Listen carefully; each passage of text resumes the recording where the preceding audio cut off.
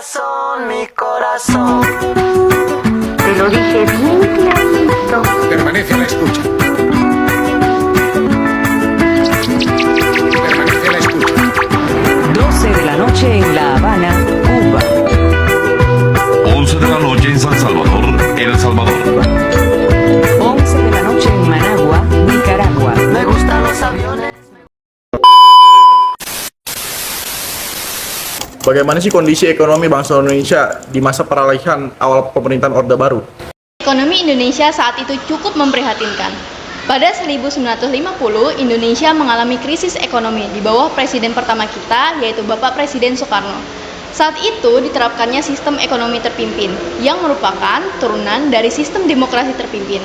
Nah, di sistem ini sangat bergantung kepada otoritas penguasa, seperti presiden ataupun pejabat-pejabat lainnya yang terkait. Pembangunan juga tidak sepenuhnya merata berkembang, karena anggaran negara tidak sepenuhnya digunakan untuk kegiatan ekonomi, seperti untuk pertahanan keamanan. Jelaskan lebih mendetail tentang kondisi Indonesia pada saat itu. Presiden Soekarno menolak mentah-mentah bantuan dari Amerika Serikat serta mengundurkan diri dari Bank Dunia.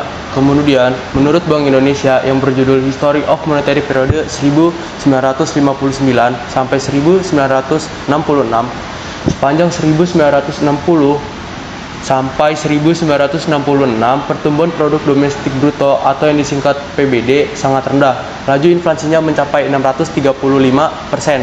Pada tahun 1966, anggaran belanja lebih besar daripada pendapatan negara.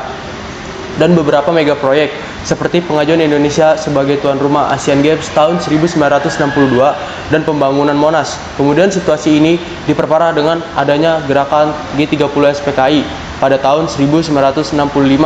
Peristiwa ini yang membuat berakhirnya periode lama. Kalau saat itu kondisi ekonomi Indonesia mengalami krisis, bagaimana dengan kondisi sosialnya? Pada saat itu kondisi sosial bangsa Indonesia sangat memiliki banyak sekali permasalahan. Salah satunya yaitu pemusatan ideologi. Pada saat itu, gagasan-gagasan yang menyimpang dari Pancasila mulai meluas, dan kebijakan politik luar negeri yang seharusnya bersifat bebas dan aktif berubah menjadi berporos kepada Jakarta, Peking. Yang kedua itu adanya pemusatan kekuasaan. Pemusatan kekuasaan ini sangat menguntungkan presiden, karena presiden memiliki kekuasaan yang sangat besar, yang menyebabkan DPR hasil pemilu 1995 dibubarkan dan digantikan oleh DPR JR. Selanjutnya itu membuat hak budget DPR tidak lagi berfungsi. Yang ketiga yaitu kedekatan Insinyur Soekarno dengan PKI. Kedekatan Insinyur Soekarno dengan PKI membuat masyarakat Indonesia menjadi takut dan khawatir akan menyebarnya paham-paham komunis, sehingga masyarakat tidak lagi percaya kepada Soekarno. Bagaimana kondisi politik Indonesia pada saat itu? Pada saat itu, kondisi politik Indonesia sama gentingnya dengan kondisi lainnya. Desoekarnoisasi adalah istilah untuk pengaruh Soekarno dalam tata hidup. Pada tahun 1967, pemerintahan Orde Baru juga mempengaruhi lembaga-lembaga yang berpengaruh dengan Soekarno. Ada pula peristiwa Malari.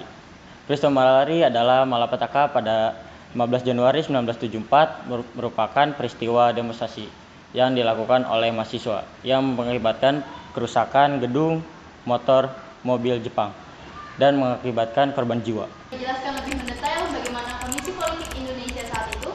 Pada tahun 1976 September, Sawito Kartowibowo melakukan kritik terhadap praktik korup rejim Orde Baru dengan membuat dokumen berjudul Menuju Keselamatan.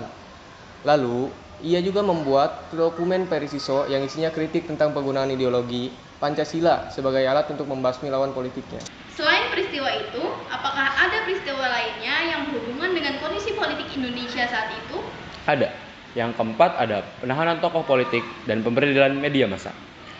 Pemerintahan Orde Baru yang bercorak militeristik otoriter melakukan banyak penahanan terhadap tokoh politik, mahasiswa, dan eks-simpatisan PKI.